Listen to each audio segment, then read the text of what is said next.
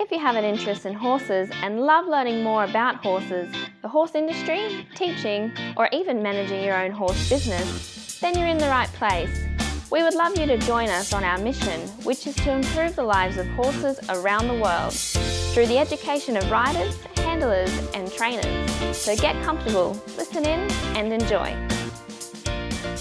This podcast is brought to us by International Horse College. The mission of International Horse College is to have a world where people safely appreciate, respect and enjoy their horses, and the horses appreciate, respect and enjoy their people. Have a look now at internationalhorsecollege.com. Today's guest is a regular, Carlos Tabernaberri, and if you need to know a little bit, if you haven't heard about Carlos, you can certainly go and find out a bit more about him at horsechats.com/Carlos Tabernaberri, or just go to horsechats.com and search for Carlos. Now, how are you today, Carlos? Very good, Glenys. Thanks for having me back. Oh, that's okay. Look, love to have you back. You've always got lots of good lessons for us. Now, today we're going to talk about 10 tips towards good horsemanship. Is that right? Correct, yeah. Yeah. Now, Carlos, I know that, you're out doing workshops and clinics all the time and you're always teaching. So, I'm just thinking these tips towards good horsemanship, they're ones that you would have taught within your clinics. We've got the first one here, infinite patience, immediate results. Just explain that a little bit because it's a bit of a play on words. But, yeah, explain it a bit more. I always said, Glenys, if there was ever a secret to horse training, which is not such thing, I always tell people at clinics and lessons, that infinite patience will give you immediate results, so that there is no secret. But what it means is it teaches to take as long as it takes and to work with a horse and to work with yourself and also to have a great amount of feel for the horse's needs at a given time. You have to sort of consider the individuality of a horse. So it's not the horse, you might have worked with a horse in the past that picks up things really quick, or he might or she might understand you really quickly. But there are other horses, I get horses at training all the time. I've got one here that I just started, which is a little bit slower to understand things, so it takes a little bit more time. And I think if I didn't have the patience to do that, I wouldn't have the results that I'm looking for the owner later on. So the infinite patience, immediate result means that, you have to have a goal. You don't get focused on the result, but just have the patience to work with that horse, like I said, with good feel and timing for the horse, and also to make sure that you don't push the horse through lack of impatience, sort of beyond the horse's abilities, which happens quite often as well. I think that impatience just sort of goes on to the next one about being quick to respond but slow to get angry. So, get angry or lose patience. But talk a little bit about this one, about being quick to respond, slow to get angry. Yeah, which is it's hard. We sort of, as we know, we are predators by nature, but still, we quite quick to get angry. In general, I'm not saying everyone does. We should, and I try not to, of course, ever, just when I work with a horse. So just be quick to respond. So that is that timing that I discussed earlier, where if the horse gives you a good response, or if it gives you the hint of what you're looking for, that you're quick to respond, with good timing, you might pause and let the horse digest what you're asking. Usually when the horse doesn't do when people want to do, or we people trying to put across to the horse, they might take that the horse is trying to sort of, be disobedient, but sometimes it is the horse's lack of understanding or interpreting what we do. So I say that when people's feelings get hurt without the intention of the horse, is when someone might get angry rather than be responsive to the good things that the horse is doing. So the horse isn't planned to make you upset or, I guess we just allow it if that happens. If you get upset working with the horse, it's because you have allowed it, not because the horse has made you angry, kind of thing. So, and that's what I talk about. Be quick to respond, as in, good timing when your horse does or gives you a hint of what you just asked him. Reward that, and if the horse doesn't do, what you ask him to do, just explain it again, but don't get angry because the horse is not there to make you mad. I mean, they can drive you insane, I guess, sometimes, but they're not there to challenge you to make you angry. So that we are allowed to get angry, and that's where I say, be quick to respond and slow to get angry. Ideally, don't get angry at all. You shouldn't get angry. I don't, but if you're going to get a bit angry, just count, pause, breathe, and sort of start all over again, Yeah. No, that's good. And we're talking here about short-term goals and the horse's long-term needs. And I know this is a bit of a problem, when you're teaching competitive riders and they say, well, we've got a competition this weekend, but I'm sure you've got a bit better explanation there about don't put your short-term goals over your horse's long-term needs. Yeah, so, like you mentioned, I'm fortunate enough to work with a variety of people, just from pleasure riders, competitors, and so on. And I think they all come here with a good understanding, sort of how you're operating and how the horse operates. So the first thing I tell them, the word horsemanship, it's horses first. In horsewoman, horse becomes before the woman, and in horseman becomes, before the man. And in Spanish, actually, if I was to say it in Spanish, is the translation of horseman is actually man of the horse, and which is a caballero. And what that means is that you're a man of the horse, the horse is not working for you. You work for the horse, and then you have that relationship with the horse that makes things gets to your goals. So the short-term goal is when we have a dream, and that's great. I think everyone should have a dream. Doesn't matter how big or small, but do not put that short-term idea or goal above the horse's learning ability, and once again on the horse's long-term needs, which will be that you take him slow and you will get there a lot faster. That way. So that's what I mean by don't get just caught up on your short-term goals. Yep.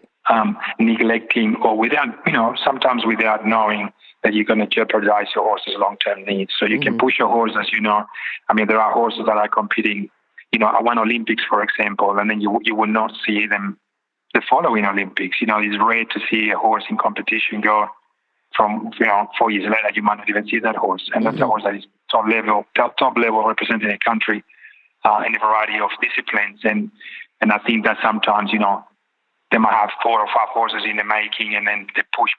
One will make it through, 3 will not make it through, but the long-term needs of that horse would not, be taken care of. And then, like I said, it is just a short-term goal. If that makes sense. Yeah. Now, I like the way that you talk and you say something like, when knowledge ends, force begins.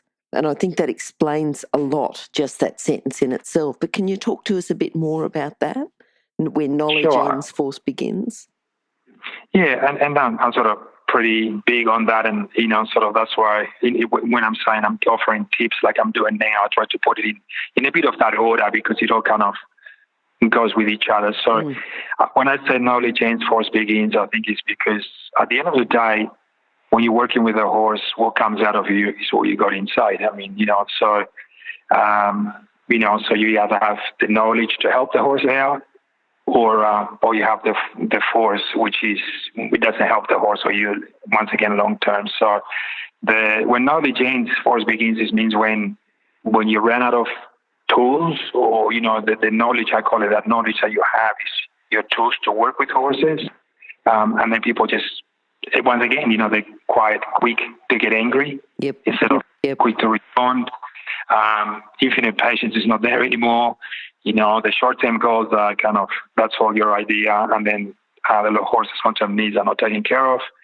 And like you said, you can see how that ties into when we run out of knowledge, you end up using force. So I say, before you use force, just increase your knowledge, how horses get to know the horse. Knowledge is something that you can pick up, like I said, from reading and stuff, but get to know the horse. Knowing the horse and knowledge of the horse are two different things, I believe in. Knowing the horse is really in-depth, knowing how horses operate, versus horses must do A, B, C, and D when I put my leg or use my rein aids, or so on. Yeah. You talk to us about the tools. So talk to us about tools and experience. What's the best, and why you'd use maybe experience rather than tools. Yeah. So when I say tools don't help the horse, I said this is one thing that I sort of just mentioned, where the best tool you have is your knowledge. Okay, good.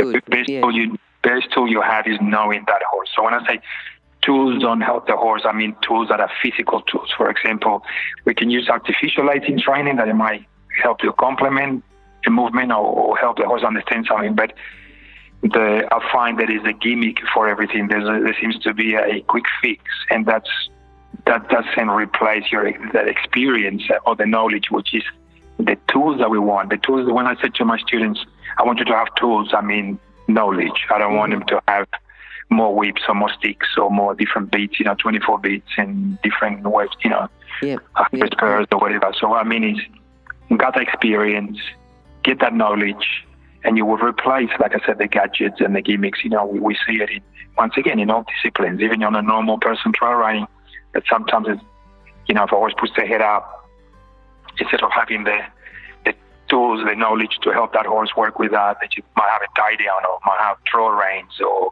it could be something that is a quick fix but doesn't really fix the problem, if that makes sense. Okay. I like the way that you said the best tool you have is your knowledge. I think that's a great way to explain that. Yeah. Now, I know within your training you talk about going slow to go fast. Can you just broaden that a bit more? Yeah, this is a twofold thing, because you must go at the speed of the horse, and I'm not meaning, trot, canter, gallop. I mean, how much a horse is understanding. Yep. Consider the individuality of that horse, but also consider your own individuality when you're learning. So, don't let anyone push you to push the horse, which I see quite often when people say come for retraining or relearning themselves, where they themselves being pushed a bit too quick. Just to give an example, as someone became a dear friend as a result that she was still pretty unbalanced, sort of working on her trot, and she was going to a riding school, and then she said in order for me to keep on coming, not to lose me from coming, they asked me to canter this horse, and she actually lost the balance. The horse got afraid apparently, and she got backed off and got hurt.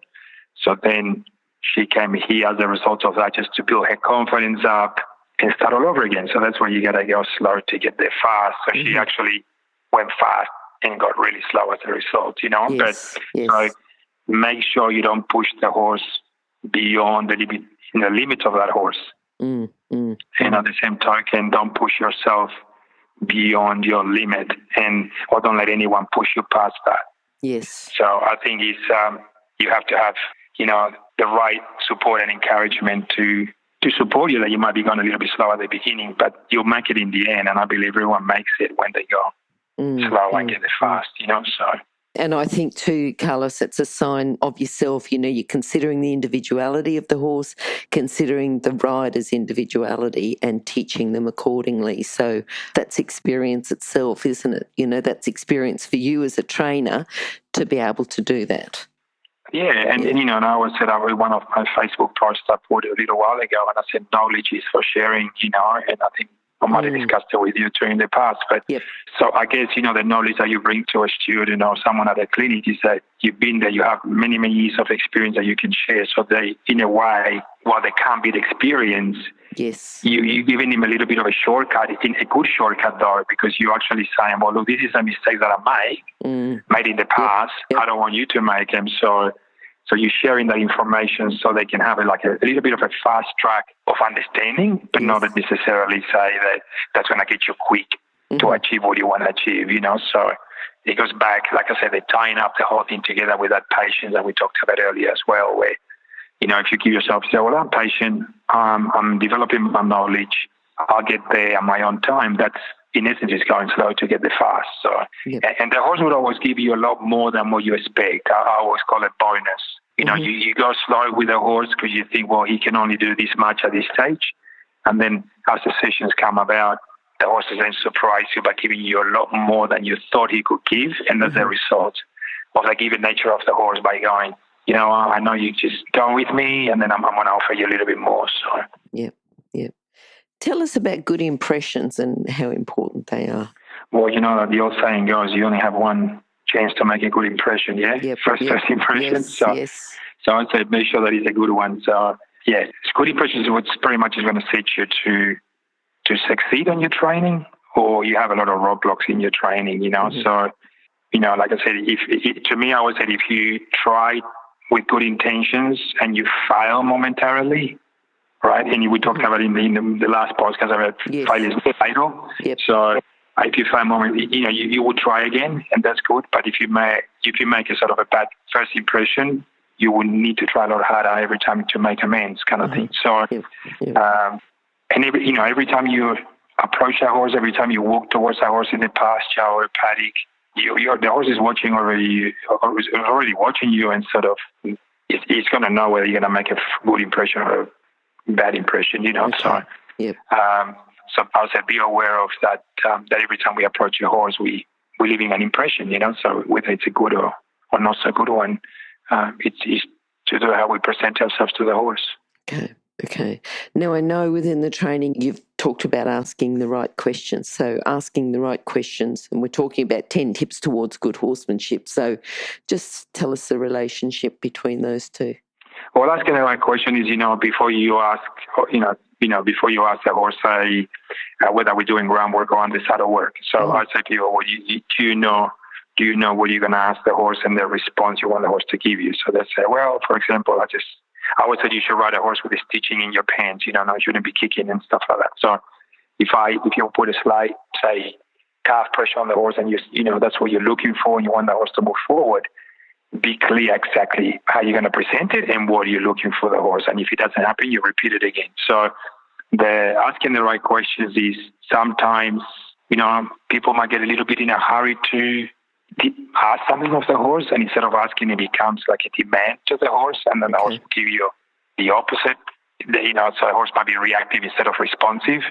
And that's a result of saying, well, and then, if I see that in a lesson, I would say, is that what you're looking for? Because then I look at the horse sort of react instead of responding. And I say, is that what you were looking for, a reaction? And they go, no, I wanted him to respond.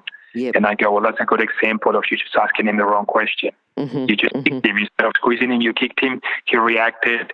So he gave you a reaction based on what you've done. So then I said, well, we do that again. This time, ask the right question, which is, in this case, you explain whichever you're working with a horse, and then the horse will give you a response to become not reactive, and then we say, well, then we know that we're asking the right things of the horse. So. Okay. And don't be afraid to ask and ask and ask again, Because when we keep asking, we worry ourselves, though, about making mistakes. So should we worry about and fear the mistakes or not? Or tell us about what happens if we start making mistakes, or what we should do from there. I think, and that's one of the tips, that we were discussing. And so I think one thing is asking the horse, when the horse gives you a good response to a question, the right question, then we move on, and we might repeat it a couple of times to make sure we sort of make that solid. But it's very common, to have a fear of making a mistake. But I think if you fear making mistakes, then you will. I think you rob yourself and the horse to attempt again and again. So, I would say do not fear, to make mistakes, because you will make them. We're humans, and the horse will make mistakes as well. And providing that the mistakes that we're making are not deliberate, it's different if you're saying, I know that I'm going to make a mistake, so I'm going to ask him anyway. Well, that would be silly. So, but do not be sort of fearful of making mistakes, because that's how you're going to learn. Okay. And I think if you take that sort of mentality to say, I'm afraid of asking the horse to do something because I will make a mistake, then just by yourself self-talking with sort of that question sort of thing, you'll be going, you're going to make a mistake. So the thing will be say, well, how do I present it so I don't make mistakes? But if you think from your bottom of your heart, you're asking the right thing, and it becomes a mistake, it's not a big deal. You try it again. The horse is quite forgiving. Yes, I said, don't make deliberate mistakes, but also the most important thing, I think, Glenys, is also to ensure that when the horse makes a mistake, that you're just fair and you're just as equally accepting of that. Okay. Because the horse will make them as well. Yes. You might say, I'm going to the right, and you give him, a rein on the leg aid, and the horse might go left momentarily, and then instead of pulling on the rein and getting mad, you go, well, hang on, he just make a genuine mistake. And I allow that in my training with the horses, especially the young ones, starting horses on the saddle. Yep. Because they don't know. You're changing their life, so. Yep. And I know how much you prioritise safety. International Horse College, who's the sponsor of Horse Chats, prioritises horse welfare and safety, and I know how important they are to you. So talk to us about prioritising safety within the training. So prioritizing safety, like I always say, it doesn't matter what you were doing with the horse. Any interaction you have with that horse, safety should be your number one priority. Mm-hmm. Simple as that. And I always say there's no compromise in safety. There's an old saying, even in the workforce, people say there's no compromise on safety. You go places, you go to a factory or you visit someone, they have a yellow line and they say, do not cross the line. Yeah. The minute you cross that line, probably someone's going to yell at you, and go, we don't compromise on safety. So mm-hmm. with the horse, compromises in safety is do not put your training goals above your safety. Yep. Look at your environment. Look at the tag that you're using. Your riding gear. What you're positioning yourself. I mean, I've seen people put themselves in difficult situations. Where the horse might be tied up. Mm-hmm. On a tree between a fence and something that is not going to work out. So just be aware of that safety.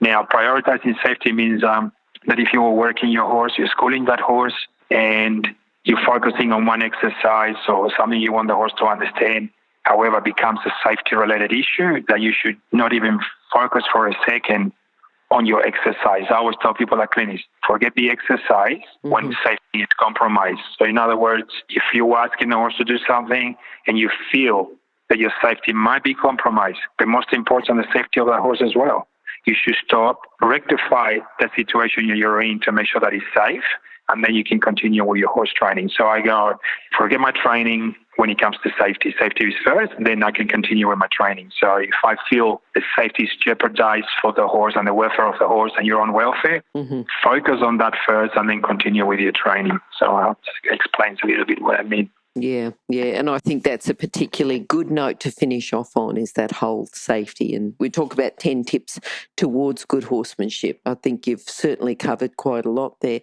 Now, Carlos, if people would like to get in contact with you, they can go to horsechats.com and just search for Carlos. But have you got your contact details there handy, just in case they, they're ready to go now? Yes.